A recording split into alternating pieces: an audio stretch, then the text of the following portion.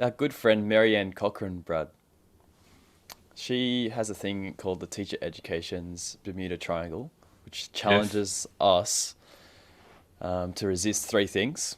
Number one yes, is amnesia, yes, which, yeah, is very prevalent in my family and yes. in my brain particularly.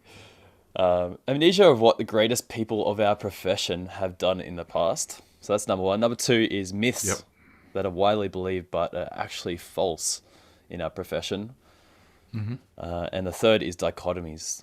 So dichotomies that pin two things together without nuance, without space for nuance.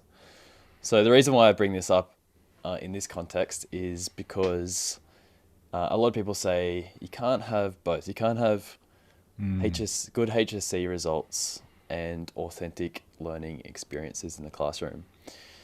And often they say theory and prac. That's the dichotomy that we often hear. But Yep. in Rachel White's research, which we're going to be talking about today, she lays out that by looking at the top certain number of schools in New South Wales, she found that the key thing that held them all together was authentic learning. So, Incredible.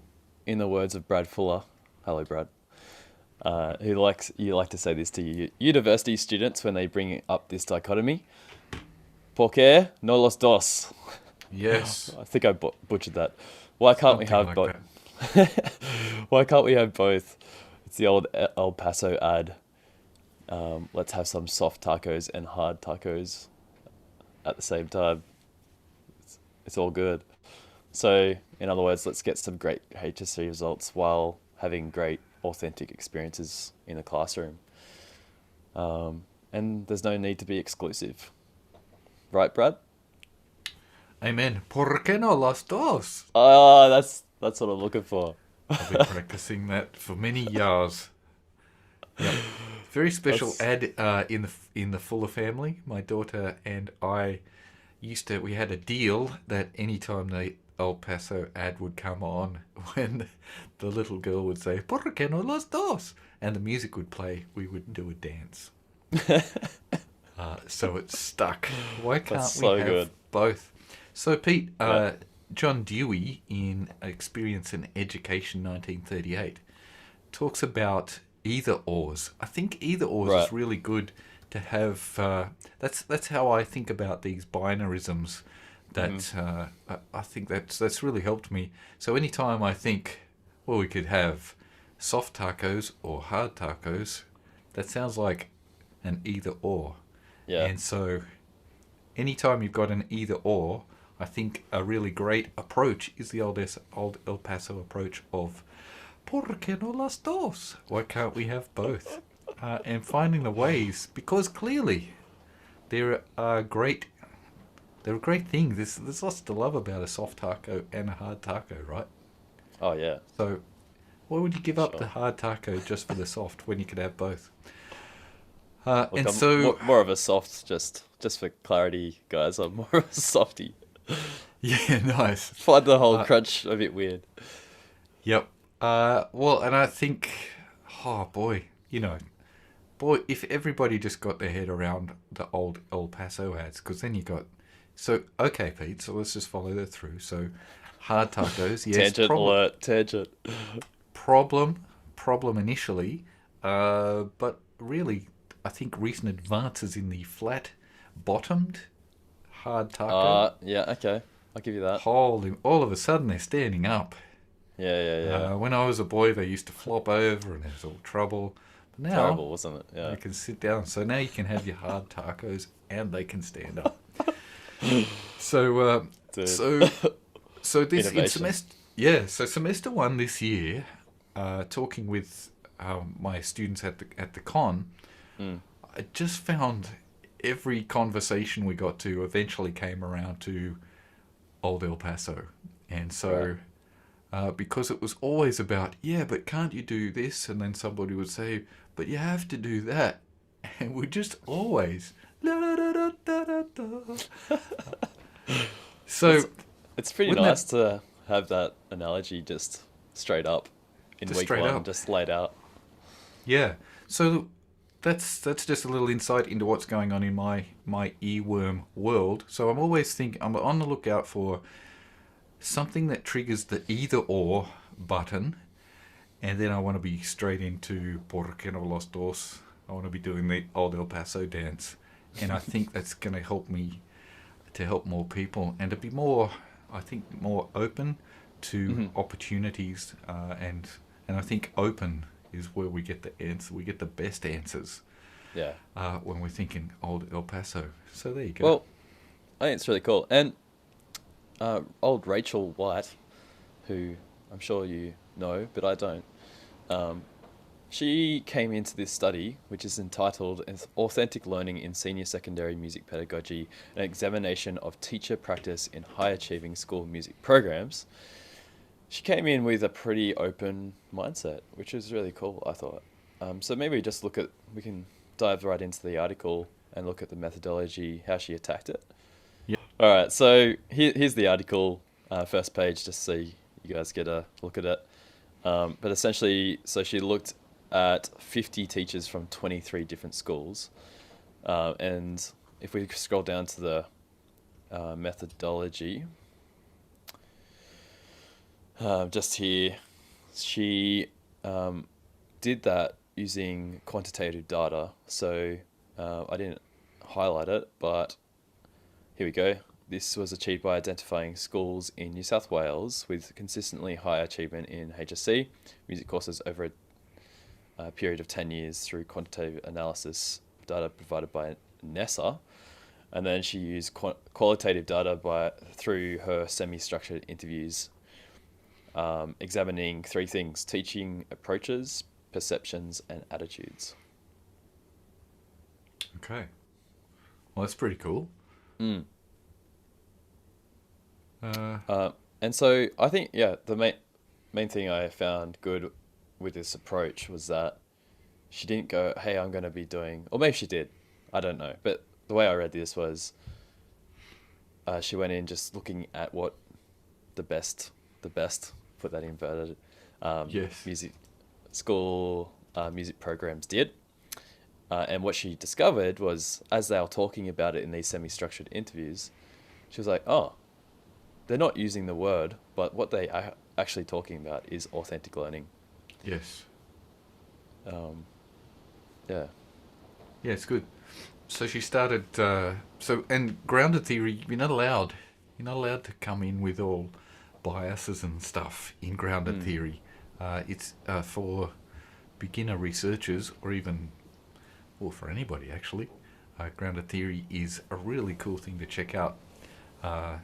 Strongly recommend it as a methodology or a method, depending on how you roll. Okay, so what next, Pete? Yeah. So what did they discover? Well, authentic learning, and then the way she describes authentic learning. Here we go. Well, this is proof of how she found it. So, though authentic learning was not a term used by the teachers, the way in which participants described their senior secondary classroom teaching and learning and the creation of the broader school musical environment all featured key elements of authentic pedagogy. And then the way she describes authentic pedagogy up in her intro.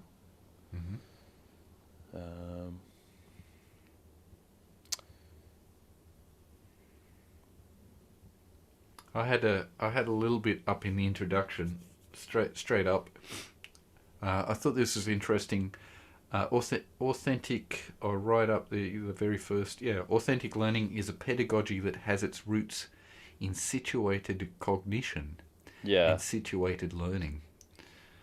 It talks about how it has, well, that's very interesting, but I would have thought it also has its roots in common sense. So I think this is one of those times where an educator, well, like us, right, would just have an assertion to say, would seem to me that if somebody wanted to get good at doing a thing, they should practice doing the thing. Yeah, but there's a counter argument to that, saying you need to drill the skills to be able to do the thing, Yeah. you know, So we might have just hit a binarism. Hey, yeah, so right there. So now we've got the you have to know how to do it properly before you're allowed to do it. yeah, Traditional mm, versus get stuck in.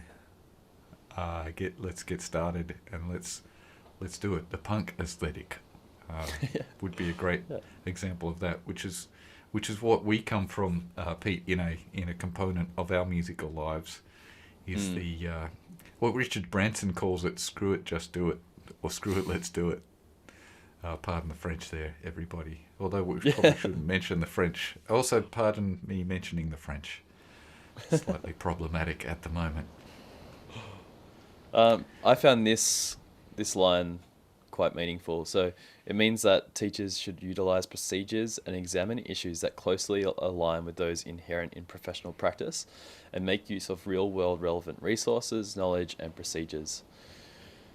So essentially, that's like saying we can't necessarily provide like 100% authentic experience for every music in the world, Yes. but we should try get as aligned as possible. Yeah. That's the way I So interpreted that. that was good. I got the red highlighter out for uh, yes. So Clancy, see there. Where are we in the next? Oh, you're wait. So can we go back up to the intro because I found a couple of things. For sure. Uh, and so Clancy, 1995. Knowledge is constantly being constructed. So we've got some constructivism there. Interesting, Pete. We haven't got time to go into it, but the root of the word constructed is in the way that we use it in education is more about construal than construction. And so there's a fellow called Brent Davis that looked at the etymology of this whole idea of construction and where our knowledge, where our thinking about that comes from. And he says we've gone off track. It was all about construing rather than constructing, if you go back to the root of that word. But Mm. anyway, so we've got some constructivism going on here. Yeah. Uh, Can of and worms, by the way. yeah, and then there's constructivism versus constructionism. Holy Mm. smokes. And then off we go. But Yeah. uh, but I think really importantly, just the end of that Clancy sentence is all about situation is controlled by our perceived roles within a community. How about that? Perceived roles within a community. So thinking about our music classroom as community, and then I got the red and the blue out. It is, here we go, binarism, ready? It is a reaction against the perception of learners as information processors and instead facilitates learning to be inclusive, contextual, and communal. Which aren't actually mutually exclusive, are they? Mm. But its reaction against that would be the what Freire calls the banking model or the traditional model of passive and inert recipiency. Dewey calls it. Teachers Whoa. shoveling information into the empty vessels of Yes. the Okay. students. But then I got the blue bomb out. Teachers should focus on cultivating. So now we go to an ecological. That's a cultivating, as in the farmer or the gardener, cultivating the soil. Focus on cultivating learning processes and design tasks and activities. So now we're designing. That's interesting, Pete. Design tasks and activities that enable skill and knowledge transfer. Whoa. So there's, there's a lot to unpack in that sentence, but we won't. But I think we're just thinking about their teachers as people who are telling students things versus people who are cultivating and designing. I think Mm. cultivating and designing sounds pretty fun.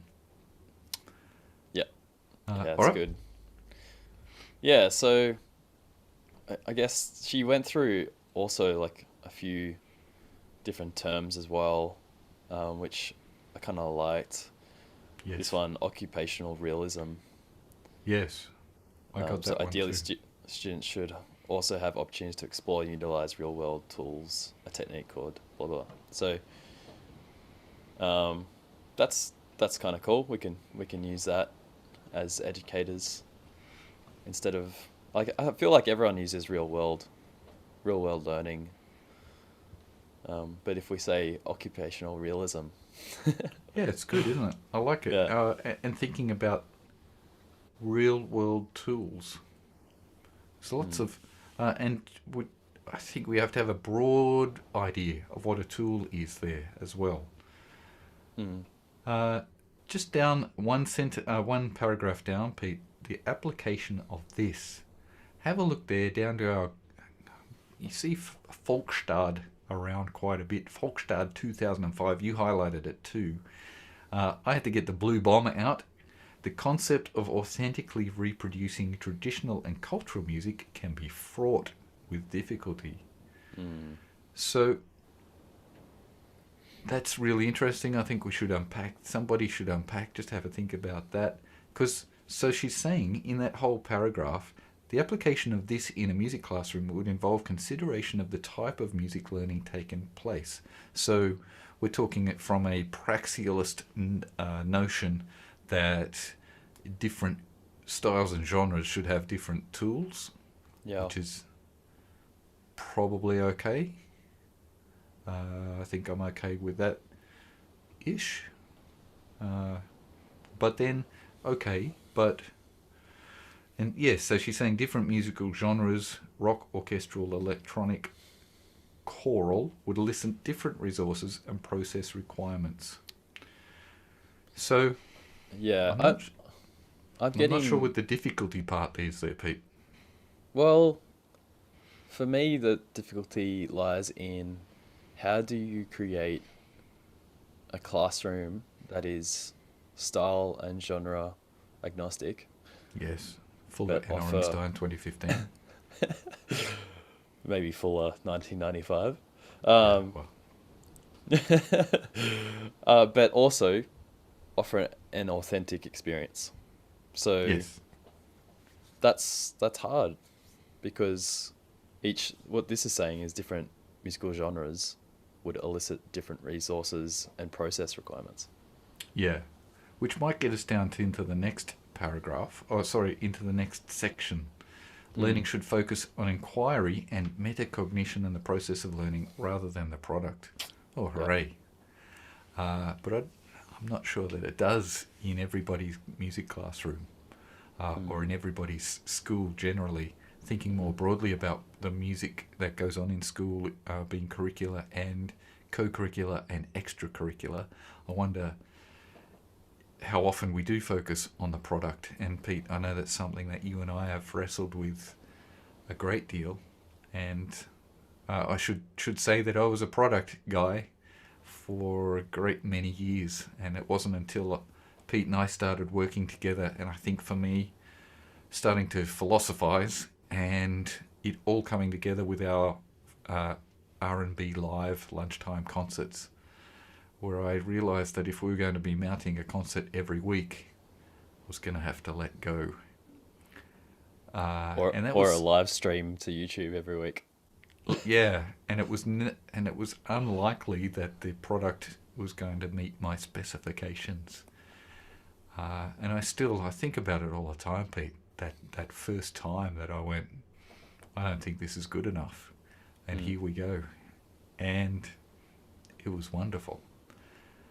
But then I think we're supposed to be living in a society, and we're living in a society of auto-tune and smoke and mirrors and makeup and plastic surgery, and I've got at least 3 filters on today saying improve my appearance. It's not working. Mate, I can hear the fans. We're doing the best we've got. Anyway, Yeah. yeah, so that's really hard. So I Mm. think this is something that we have to keep coming back to, product or process. And then, Pete, I think we were okay until those times where somebody would say, we need your students to play in a public setting. Mm. And we'd been all focused on process, and all of a sudden we needed a product. And I think that is a Porque no los dos that's quite a difficult one to navigate. So I think we got to a point where we went, we just want the process. We want a great process. Yeah. But then sometimes we have to have a great product as well, because we're supposed to be Yeah. living in a society. I mean, that's a stage 5 example, and this goes through some teacher comments regarding stage 6 and how they focused on the process. And in fact, they talked about 3 different processes. Number 1, the good old composition diary, a practice journal for your performances, and often that's in a video format these days, and a good old listening log. And so that's interesting that to get that, they're sort of saying, and we'll scroll down a little bit, sort of saying later in this article, the best teachers are focusing on the process, and through focusing on the process and trusting that, you actually get a better product in the end. Yeah. Oh, just as you're scrolling too, there was one, more experienced students will be more familiar with the activities, materials, context, and research skills required for inquiry-based learning. It's at the bottom of page 161. And that's a pretty standard anti-inquiry based. We often hear, you can't do it because the students don't have the schemata. I think oftentimes they haven't got the schemata to hang any of this stuff on. And so I don't want to go there, but I just think that how do you get to be more experienced students? So I think it's worth having a think about, is it drill and kill, or whatever that phrase is? Is it the traditional model of teacher knows and I'll show you how to do it the right way, and then all of a sudden one day students go, we're ready for inquiry-based learning now, our schemata are all in place? Or is it just like everything else, that it's an emergent process, or it's a gradual process where if we want our little guys to be really good inquiry-based learners, which seems to me to be what life's all about, trying to solve problems, being curious about things, what the heck? That seems to me, it also seems to me then that these, as we've just been talking about, these designing and programming and thinking experiences, maybe we're stepping it up. So rather than, okay, you're ready for inquiry-based learning, maybe it's more about us thinking, how do I get you ready for inquiry-based learning by putting the training wheels on, which is something we talk about all the time, right? How do we, in all of the things that we do, by the time we push the boat out at the end of year 12 and say, sayonara, have a nice life, how do we put the training wheels on all the way through, that when we take them off at the end of school, students go off and have a wonderful lifelong and life-wide experience in music? So I think this is another one of those opportunities to be thinking in year 7 for secondary music teachers. How do I set up my classroom so that my year 12 students are going to be really great problem solvers, posers and problem solvers? All right. It's also non-linear, and it's different for every student. It's very complex. It is, isn't it? This education, offering multiple on-ramps for every point of entry. Yep. I mean, that's the classic differentiation. So yeah, definitely. So as we scroll, as you're scrolling down, we're just all of these headings are essentially the components of what's going on in these successful classrooms. So we've got a collaborative students and professionals. Yep. Student-centered. And by the way, holy smokes, if anyone wants to become a student-centered academic, and you could spend the rest of your life just looking at the contentious notions of what student-centered means, holy smokes. I've just done a deep dive, by the way. All right. Yep. Well, no, I've done a massively shallow dive, and it's taken me a couple of weeks worth of reading. Yeah. So Pete, she's saying that there's So all of these things, collaborative learning, student-centered, Yeah. inquiry-based, all of that Yep. sort of and professionally inspired tools coming out of the real world, all of these things. So are you saying that Rachel says that's what's happening in these successful programs? Yes. They're not using necessarily those terms, but when she looks at them, she goes, "Oh, they're talking about student-centered learning and communication, collaboration, like 21st century skills, and all these like buzzwords getting thrown around." Yeah. Ironically, I'm sure some of those teachers don't want to be classed as using that sort No. of pedagogy, No. particularly if the product of a band six is the focus for a lot of these Yeah. people. So let's I think with All our right. time left, it'd be great to get Yeah. into some quotes. Let's get into some So quotes. this is utilization of authentic procedures, context, and resources. I'm just going to read it because Hmm. otherwise, if they're performing a piece, what are they expressing? Do they have an opinion? If the composer expected something to come out of this, and the student has no idea of the politics of the time and the oppression that person suffered or whatever, how are they going to give any voice to that expression? Yeah.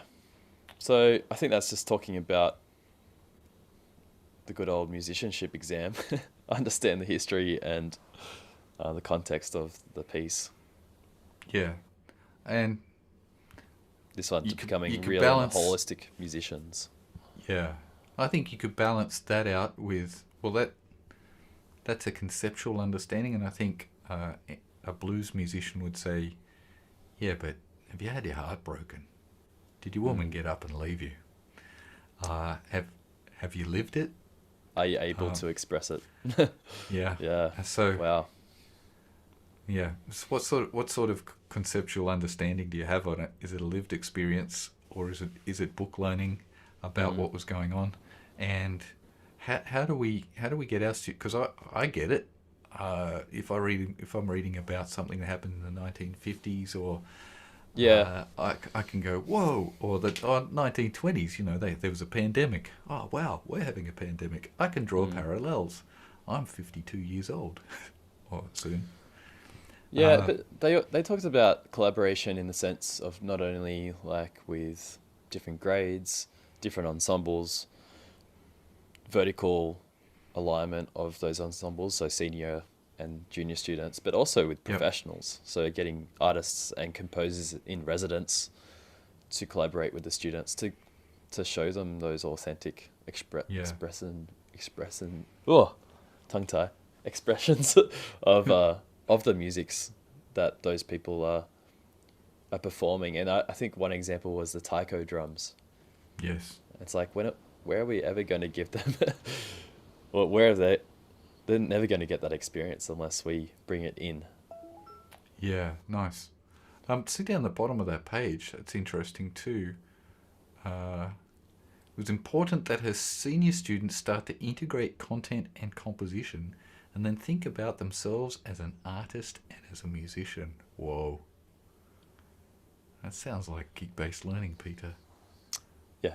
Holy smokes! Except it does. It happens by the way, folks. It happens the minute you walk in the door in our classroom.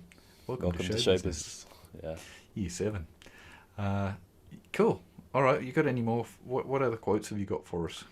um I mean, all of them are worth reading, so definitely go down below, guys, and check out the link. If you got a library login, you can get it. Otherwise, do you know do you know how people would get this, Brad, if they didn't have a library Yeah. login? Reach out to us, and Yeah. we know people. Yeah, cool. I Oh, think it's a. this one Oh, was awesome. yep. Sorry, just talking about authentic performances. So, getting students to perform for actual gigs in the community, school community, but Yep. then treating them not as students, but treating them as peers in the industry. Hmm. And um, I thought that was really cool to the extent that you can go, hey, Johnny, come to the pub tonight or wherever they're playing and sit in. Yeah. Yeah, so this one, the elite ensembles really are treated as pros and expected to play really well. Which, what I found discouraging was we do a recording every couple of years. What? Couple of years? Well, yeah, Dude. so there's the elite ensembles. I'm a bit so. Why can't we treat everybody? What is even? Yeah, the elite ensembles really are treated as pros. Everybody else, not so much. So there's a little bit there's a little bit that it would be great to unpack with that interviewee. I don't think we should just take that on face value, but but really cool that people are being treated well. Yeah. But it comes back to welcome to show business, doesn't it? Because we treat everybody like professionals, but not in the sense of getting paid or anything like that. And Rajelski and Rima and the cats of music education talk about amateurs as being somebody who has the passion of and the disposition towards getting good at the thing, but just doesn't get paid. And so I really like that idea of treat everybody as if they're capable of doing wonderful things. Yeah, same. It goes on to say, talked about authentic resources, and it brought the examples in of Pro Tools, Sibelius, and particularly for composition.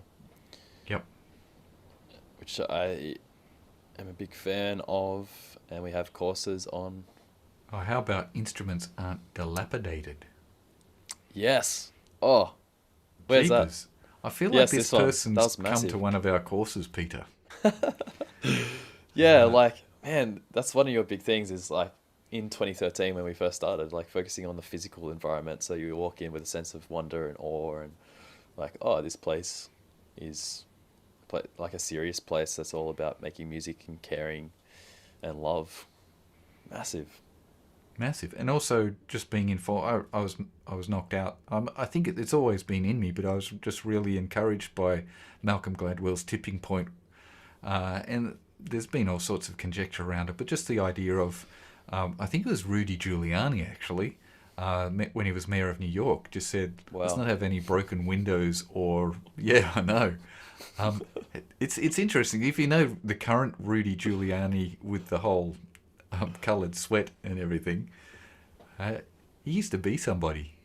When he was mayor of New York, he did some good things. And the idea there was, let's not have broken stuff. So essentially, let's not have broken stuff lying around. Let's make it look like we care. And before you know it, hey presto, people do. So yeah, making sure instruments aren't dilapidated. Having good quality stuff sends the message we're serious to the students as well. It's true. Yeah. And that's been our experience. But it's not magic, is it, Pete? You have to keep making sure. Yeah. Yeah, it takes discipline and consistency and good structures and routines. So the next thing was talking about, so most of them didn't actually use a textbook as like their main thing. Yeah, that was encouraging, wasn't it? Yeah. So, and this quote was kind of cool, and it's all about working out. It just reminded me of that Rajelski quote of finding out what you're good at, Yes, and bringing that in. Yep. She said, I think if we forget about these textbooks, we've got enough knowledge on our own to really come up with something really engaging for the kids. That's interesting. Yeah.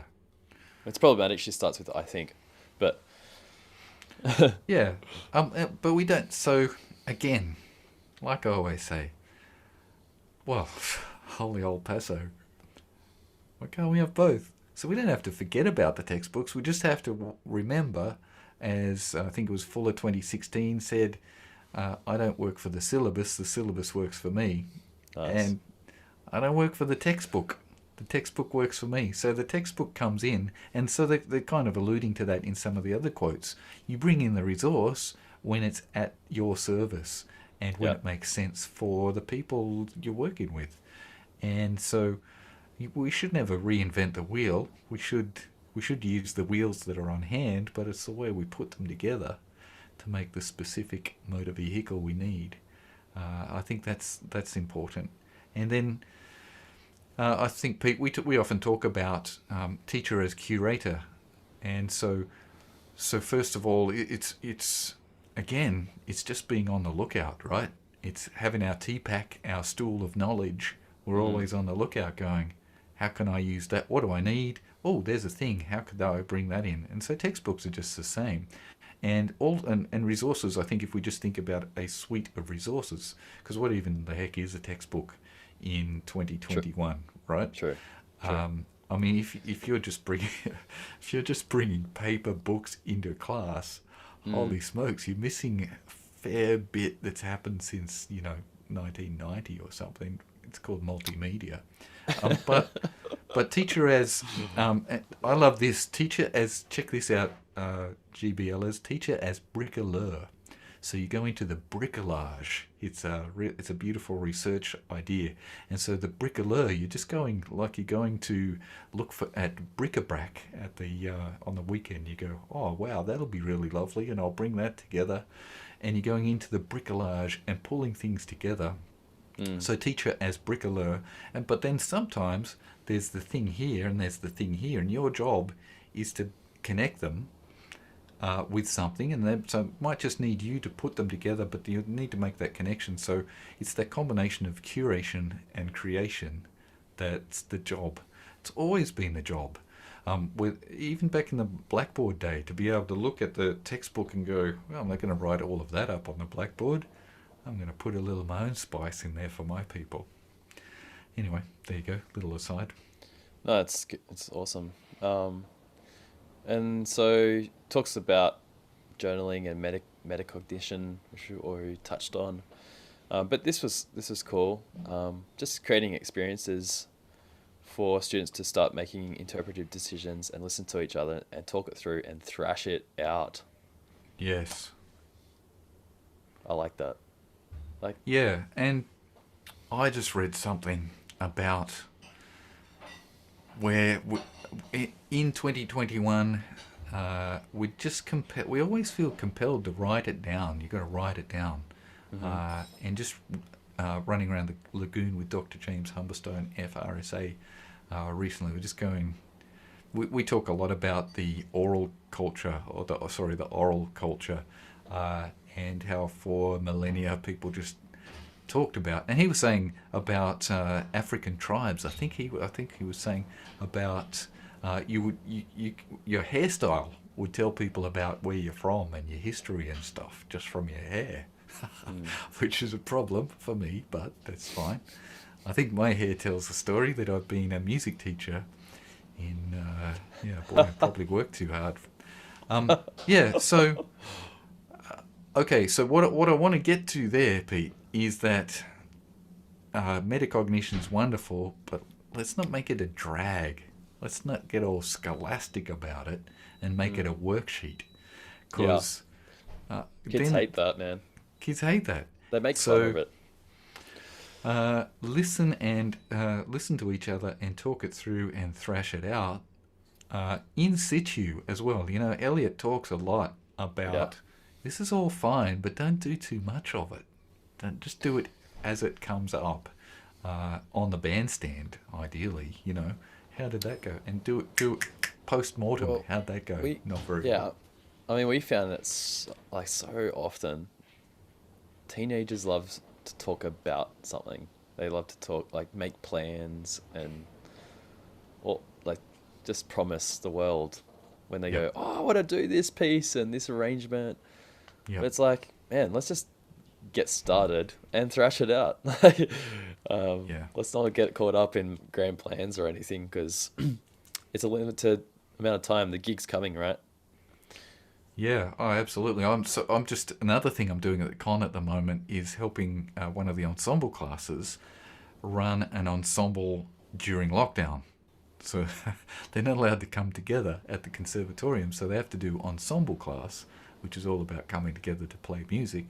virtually. So we're in Soundtrap, and so I was there to talk about how to press the record button. But very quickly we got to, yeah, but how do you thrash it out in Soundtrap?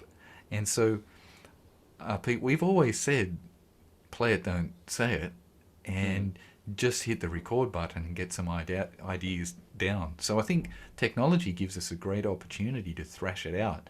And so I was saying that to these students, same thing that we say to our kids in the classroom, just find a tempo that everyone's down with, find a Yep. key, and get busy.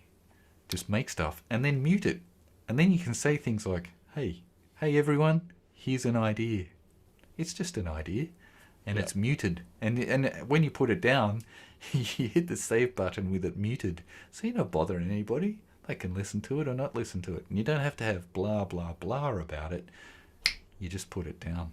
And so the final thing on that, Pete, on metacognition, I think one of my favourite things we ever did was our music television show for Stage 5, where instead of writing stuff down, their whole journey was about making documentaries and having interviews on the couch, which to me sounds like a pretty real-world metacognition experience. So having your students think about, as they're creating, how can I, which is a very real-world thing these days in the Twitter, YouTube, Facebook, or Instagram world, as you're going through the process of making your thing, capturing and documenting that all the way, so that you can show people the process that you've been through, which we now know over the last several years, people love to see the creative behind the curtain of the creative process.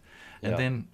And then what about, how cool was it to see our kids sitting on the lounge being interviewed with a bunch of questions that we'd thought about that we wanted to give as prompts, and sitting on the lounge and doing their music television show interview, and actually thinking deeply about what had just happened and what they might do differently, what they learnt, and what they might do differently next time. So, Yep. when you're inspired, GBLers, when you're inspired by this article to, more metacognition, more journals, diaries, logbooks, just think about who you're setting these tasks for, and try to spark some joy. Yeah. And it just, like, that reminded me of this quote that I'm about to read, but essentially with that TV show, everyone choosing something totally different. And this guy seems to be doing the same thing. Each kid is doing their own thing, which means that you're sort of master of puppets, navigating a whole lot of different things going on in the classroom at the same time. It's just creating space for them to explore the area that's of more interest and relevance to them. And it is a tough road doing this, isn't it? Like, you got potentially, like 15 people in HSC class, 15 to 30 people, I guess, like, depending on the school, but Mm-hmm. all doing a different repertoire, different set of music. And you got to be nimble as a music teacher to create authentic experiences for that to happen. That's a tough gig. Yep. Which is I think why the default seems to be back to the broadcast method of music education, because it's people have been doing it for so long. They've seen it, they've experienced it themselves, and it's just a nice, comfortable default, because you can go, man, I just delivered a great lesson, versus chaos and madness going around, and it really requires a reformation of teacher identity, so that you can get a new perspective on what a good lesson looks like. How do you get to the end of a lesson like this, where where everybody's doing their own thing? How do you go, smashed it? And so you need different parameters, and you need a different identity as a teacher, and you need your school community to understand as well. So clearly in these communities, bosses and parents and board of directors and such are okay with authentic learning, it would seem, or at least It's a tacit approval, which oftentimes is about the best you can hope for in schools. A tacit approval whilst ever those HSC results are coming in. But isn't this encouraging, Pete? We've got a journal article in the British Journal of Music Education, holy moly, that says this is learning in this way, teaching and learning in this way, in an authentic, student-centered fashion, leads to good HSC results. Holy moly! Yeah, it's wild. Huh? It actually is wild. I'm pretty sure we said that. I think I said that 25 years ago. So it's nice. Yeah, it's nice. definitely really creates nice. some validation for those people that have the courage to do this, to provide authentic experiences and Yeah. to work their butts off for their students. It's a great validation for them. And I mean, this has been the longest episode ever, so we might bring it to the close, has Brad. it? But Holy smokes! Wow. I guess we hope this has been a pretty good overview of Rachel White's paper on authentic learning. And if it has created a light bulb moment for you and you're encouraged to look at your practice and explore what this means for you, then the whole shtick of our gig-based learning approach is that it's situated in an authentic context, which is the gig.